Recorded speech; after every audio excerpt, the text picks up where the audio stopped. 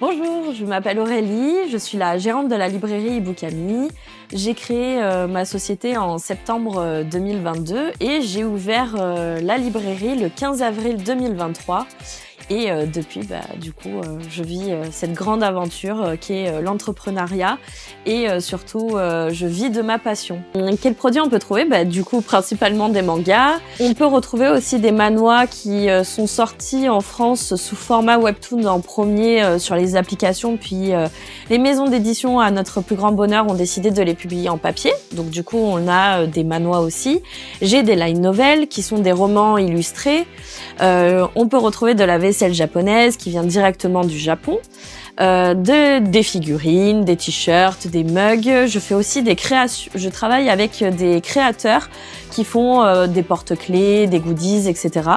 Donc voilà, je propose un large choix de gamme, je dirais. D'après mes dernières stats, je dirais que c'est entre 15 ans et 25.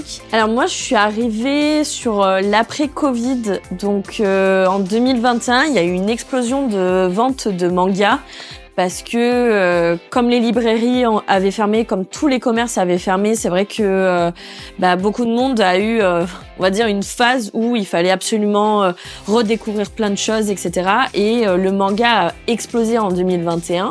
Je fais pas mal de dédicaces. Cette année, j'ai organisé 2 dédicaces avec 2 autrices, une de manga, plutôt fantastique, exorcisme et compagnie, et un autre où c'était plutôt du webtoon, tranche de vie. Et ensuite, je participe à des salons du livre, comme le salon du livre qu'il y aura le week-end du 31 au 2 février.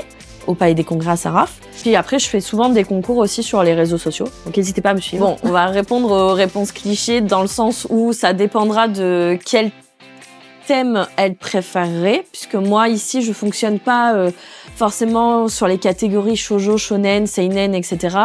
Je déteste ces catégories-là parce que je trouve que ça fait un clivage où forcément on va rentrer encore plus dans les stéréotypes où les garçons doivent lire du shonen et les filles du shoujo.